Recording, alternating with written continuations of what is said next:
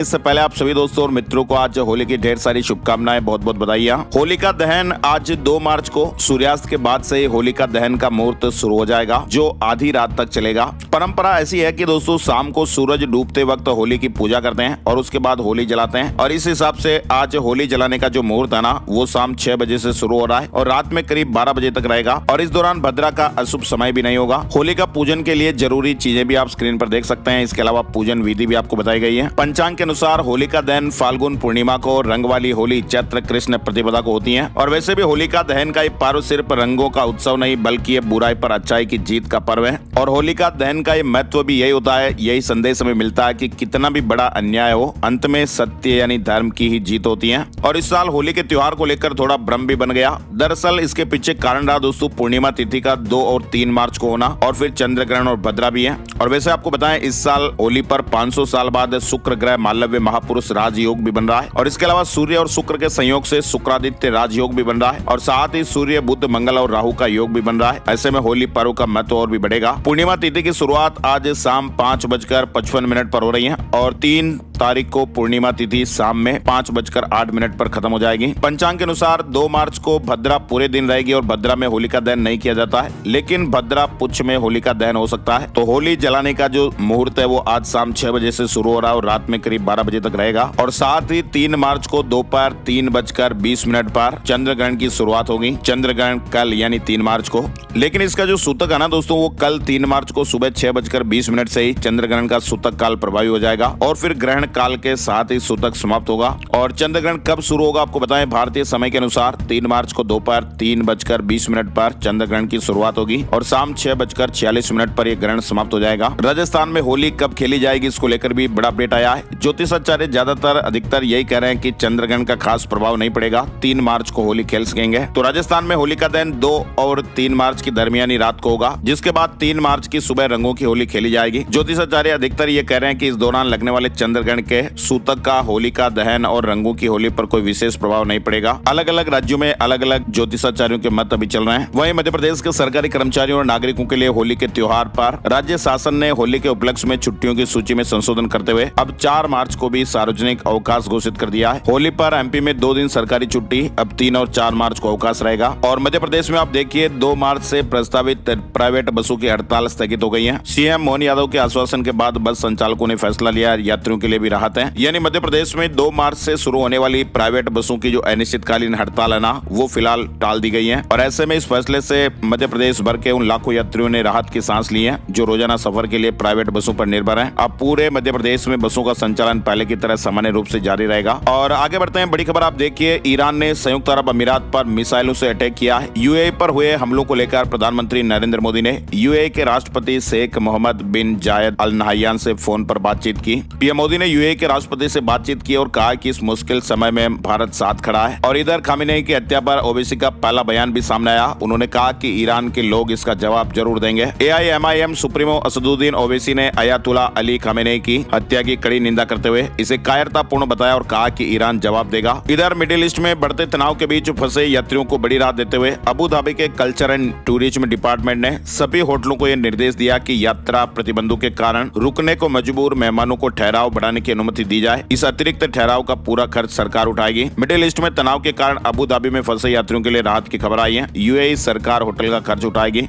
और इसी बीच आप देखिए, ईरान में फंसे भारतीय छात्रों को लेकर माता पिता चिंतित हैं। सरकार से सुरक्षित वापसी की गुहार लगाई है। ईरान में अमेरिका इजराइल तनाव के बीच फंसे हुए भारतीय छात्रों, खास करके एमबीबीएस अंतिम वर्ष के विद्यार्थियों की सुरक्षा पर चिंताएं बढ़ गई हैं। जम्मू कश्मीर स्टूडेंट एसोसिएशन ने पीएम मोदी से उनकी सुरक्षित वापसी के लिए हस्तक्षेप की मांग की है। वहीं खामेनेई की मौत के बाद 3 सदस्यीय परिषद संभालेगी। ईरान का शासन सुप्रीम लीडर के लिए चुनाव होगा। Supreme leader Ayatollah Ali Khamenei की जान चली गई। इसके बाद अब ईरान में सत्ता हस्तांतरण शुरू हो गया है। फिलहाल राष्ट्रपति पेजेशिकियान, मुख्य न्यायाधीश एजाई और अली रेजा अराफी की 3 सदस्यीय अंतरिम परिषद देश का नेतृत्व करेगी। ये परिषद स्थायी सुप्रीम लीडर के चुनाव तक सर्वोच्च जिम्मेदारी संभालेगी। इधर पश्चिमी एशिया में महासंग्राम से दिल्ली के बाजारों की भी टेंशन बढ़ी हुई है। 5000 करोड़ रुपए का कारोबार प्रभावित होने की आशंकाएं हैं। पश्चिमी एशिया में जारी संघर्ष से अब दिल्ली के व्यापार और निर्यात पर भी गहरा असर पड़ा है। और तो और आप देखिए, अमेरिका और इजरायल हमले के बाद 3000 से ज्यादा उड़ानें रद्द करनी पड़ी। मिडिल ईस्ट का एयर स्पेस बंद है, भारत की कई सारी फ्लाइट्स भी प्रभावित हैं।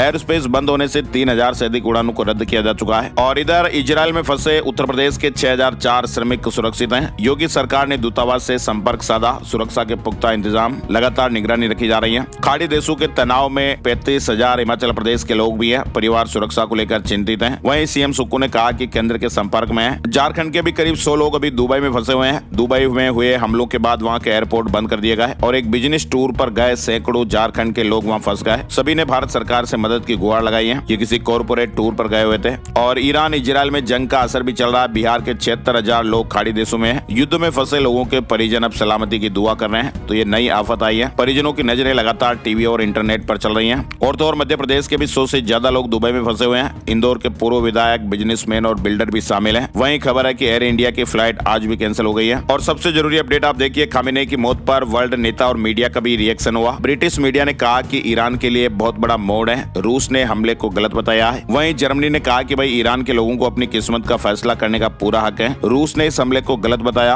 और इधर फ्रांस, जर्मनी और ब्रिटेन ने ईरान से बातचीत का रास्ता चुनने को कहा है। अमेरिका के राष्ट्रपति डोनाल्ड ट्रंप ने कहा कि क्रूर खामेनेई मारा गया। इधर ओमान ने कहा कि अमेरिका यह आपकी जंग नहीं है और इसमें ना फंसे। बीबीसी ने कहा कि ईरान के लिए बहुत बड़ा मोड़ है। पाकिस्तानी अखबार डॉन ने भी कहा कि अब तक की सबसे बड़ी कार्रवाई। अमेरिकी मीडिया, न्यूयॉर्क टाइम्स, इजरायल और अमेरिका के कट्टर दुश्मन खामेनेई की मौत। तो अलग अलग अखबारों ने अलग अलग हेडलाइन से सुर्खियां बनाई। 36 साल तक सत्ता संभालने वाले ईरान के सुप्रीम लीडर अब नहीं रहे। उनके परिवार के कई लोगों ने भी जाने गंवा दी हैं। ईरान के supreme leader Ayatollah Ali Khamenei की 28 फरवरी को अमेरिका और इजरायल के एयर स्ट्राइक में मौत हो गई। ईरान के सरकारी मीडिया ने इस बात की पुष्टि 1 मार्च को की। अली खामेनेई के साथ उनके परिवार के कई सदस्यों ने जाने गंवाई हैं। डोनाल्ड ट्रंप ने तो कहा कि 48 नेता एक ही झटके में खत्म हो गए। वहीं ईरान के 9 जहाज भी हमने डुबो दिए। अमेरिका ने ईरान का नेवी मुख्यालय भी उड़ा दिया। 9 जहाज समुद्र में डुबो दिए। वहीं डोनाल्ड ट्रंप ने कहा कि अब ईरान बातचीत के लिए तैयार है। वहीं ईरान भी रुकने वाला नहीं था। ईरान ने भी 14 अमेरिकी बेसों को निशाना बनाया। सैकड़ों अमेरिकी सैनिकों की जाने गई। बताया जा रहा है कि ईरान की कार्रवाई में भी सैकड़ों अमेरिकी सैनिक मारे गए। ईरान की ओर से कार्रवाई तेहरान, इस्फहान, कराज और करमानशाह में ईरानी ठिकानों पर अमेरिका इजरायल के ज्वाइंट प्रीएम्प्टिव हमलों के बाद की गई। खामेनेई की मौत से ईरान का गुस्सा भी भड़का हुआ है। अमेरिका के दूसरे बड़े एयरक्राफ्ट यूएसएस अब्राहम लिंकन पर भी ईरान ने मिसाइलें दागी हैं। वैसे मध्य पूर्व में बढ़ा हुआ ये तनाव फिलहाल कम नहीं हुआ है। ईरान में 40 दिन का शोक घोषित किया गया है। रविवार सुबह से ही खामेनेई समर्थकों ने सड़कों पर मातम मनाया, शोक सभाएं की, विरोध प्रदर्शन किए। वहीं कई शहरों में जश्न की खबरें भी सामने आई। इधर अमेरिका और जापान में भी खामेनेई विरोधियों ने खुशी जताई। इधर ईरान इजरायल जंग में आप देखिए, अबू धाबी में एक ईरानी हमले में भारतीय घायल हो गया। दूतावास ने कहा कि वो खतरे से बाहर है। भारत के 15 से ज्यादा शहरों में प्रदर्शन हुए। मिडिल ईस्ट के बंद एयर स्पेस के चलते 1 मार्च को भारतीय घरेलू एयरलाइंस की 350 उड़ानें रद्द की गई। नागरिक उड्डयन मंत्रालय ने यात्रियों को सलाह दी है कि वे अपनी फ्लाइट की स्थिति लगातार ट्रैक करते रहें। अब हो क्या रहा दोस्तों कि अमेरिका और इजरायल के हमले में ईरान के supreme leader Ayatollah Ali Khamenei की मौत हो गई। अगर ये जंग अब लंबी चली ना और तेल मार्ग होर्मुज स्ट्रेट बंद हो गया तो फिर कच्चे तेल के दाम बढ़ने तय हैं और इसका असर भारत में भी तेल, शेयर बाजार और सोने चांदी पर दिख सकता है।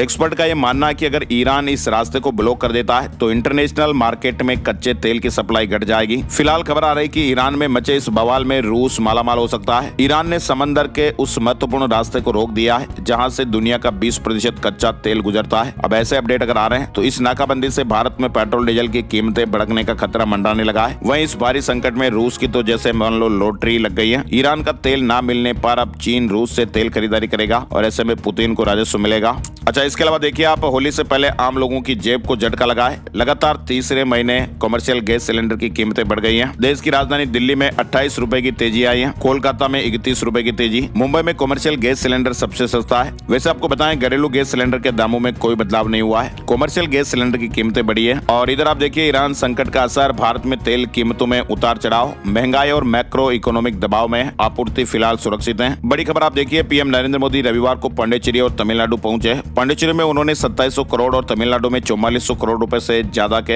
इंफ्रास्ट्रक्चर प्रोजेक्ट का उद्घाटन किया। इधर कर्नाटक के प्रधानमंत्री कार्नी का आज दिल्ली दौरा होने वाला है और आज प्रधानमंत्री नरेंद्र मोदी के साथ महत्वपूर्ण बैठक भी होगी। इस मुलाकात में कई ऐसे बड़े मुद्दों पर फैसला होना है जो आने वाले समय में दोनों देशों की दिशा तय करेंगे। और तो और आप देखिए, प्रधानमंत्री अपने 2 दिवसीय राजकीय दौरे से दिल्ली लौटने के बाद सीसीएस की बैठक की अध्यक्षता भी कर रहे हैं। पीएम मोदी ने अपने 2 दिवसीय दौरे के दौरान राजस्थान, गुजरात, तमिलनाडु और पांडिचेरी का दौरा किया था। पश्चिम एशिया में में तेजी से बिगड़ते हालात के बीच रविवार देर रात प्रधानमंत्री नरेंद्र मोदी ने रात को दिल्ली में कैबिनेट कमेटी ऑन सिक्योरिटी की बैठक बुलाई। फिलहाल दोस्तों, अमेरिकी और इजरायली हमलों से मध्य पूर्व में तनाव बढ़ा है और ऐसे में आम लोग परेशान हैं। प्रियंका गांधी ने कहा कि आंख के बदले आंख दुनिया को अंधा बना देगी। साथ ही उन्होंने शांति का आह्वान किया।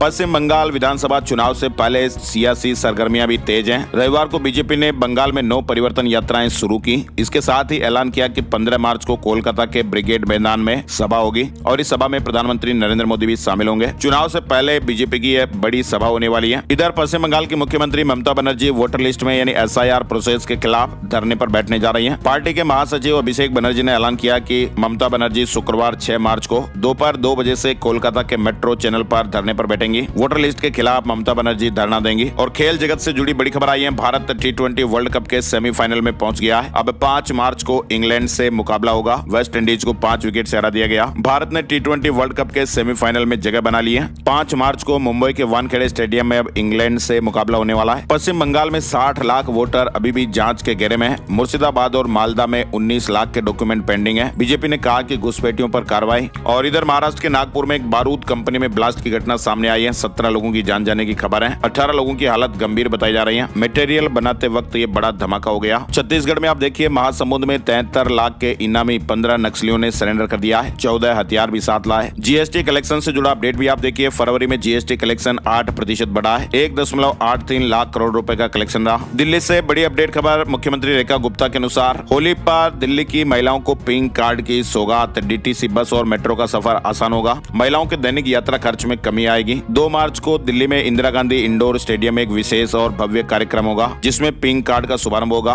3 तरह के कार्ड जारी किए जाएंगे। पिंक कार्ड दिल्ली निवासी पात्र महिलाओं के लिए होगा, जबकि ब्लू कार्ड सामान्य यात्रियों के लिए और ऑरेंज कार्ड मासिक पास उपयोगकर्ताओं के लिए जारी किया जाएगा। शुरुआती चरण में पिंक और ब्लू कार्ड लॉन्च होंगे, जिसके बाद फिर ऑरेंज कार्ड लागू होगा। और इस तरह के कार्ड जारी करने के लिए लगभग 50 केंद्र स्थापित किए जाएंगे जहाँ पर ये कार्ड बनेंगे। तो आज दिल्ली में एक कार्यक्रम होने वाला है। दिल्ली लखपति बिटिया योजना का शुभारंभ भी आज होगा। राष्ट्रपति द्रौपदी मुर्मू करेंगी मुफ्त LPG सिलेंडर की भी शुरुआत। इधर दिल्ली को लेकर एक और बड़ी खबर आई है। दिल्ली नगर निगम MCD ने साल 2012 से 2022 के बीच जारी किए गए जन्म प्रमाण पत्रों के पंजीकरण नंबर बदल दिए हैं। पुराने प्रमाण पत्र अमान्य हो गए, इसलिए लोगों को नए डाउनलोड करने पड़ेंगे। ICAI ने जनवरी 2026 सत्र की CA फाइनल परीक्षा के रिजल्ट घोषित कर दिए हैं। संस्थान ने रिजल्ट के साथ साथ मेरिट सूची भी जारी की है। जियो का नया 365 प्लान आप देखिए। 30 दिन की वैलिडिटी मिलेगी, 25 GB डेटा, 18 महीने तक गूगल जेमिनी फ्री और भी बहुत कुछ मिलने वाला है। जियो कंपनी ने 365 रुपए का नया प्रीपेड प्लान पेश किया है। CBSE की ओर से एक बड़ा अपडेट आया है। रद्द नहीं हुई परीक्षाएं, तय शेड्यूल के अनुसार ही होगी। CBSE बोर्ड ने फर्जी नोटिस खारिज किया है। CBSE के नाम से सोशल मीडिया पर परीक्षा रद्द होने का एक फर्जी सर्कुलर वायरल हो रहा है और बोर्ड ने इसे पूरी तरह गलत बताया है। 10वीं और 12वीं की परीक्षाएं 17 फरवरी 2026 से तय कार्यक्रम के अनुसार जारी है। अफवाह फैलाने वालों पर सख्त कार्रवाई की जाएगी। तो CBSE कक्षा 10वीं और 12वीं के विद्यार्थियों के लिए महत्वपूर्ण सूचना भी सामने आई। सोशल मीडिया पर केंद्रीय माध्यमिक शिक्षा बोर्ड के नाम से एक झूठा सर्कुलर तेजी से साझा किया जा रहा है, वायरल भी हो रहा है। और इस सर्कुलर में ये दावा किया गया कि कुछ देशों में असामान्य वैश्विक हालात और युद्ध जैसी स्थितियों के कारण पैदा हुई बाधाओं तथा छात्रों की सुरक्षा को देखते हुए परीक्षाएं रद्द कर दी गई। लेकिन बोर्ड ने ये साफ किया कि ये जानकारी पूरी तरह भ्रामक और फर्जी है। केंद्र सरकार ने बड़ा अपडेट दिया है। केंद्र सरकार ने अब परीक्षाओं में नकल रोकने के लिए जैमर के इस्तेमाल पर नई गाइडलाइन जारी की है।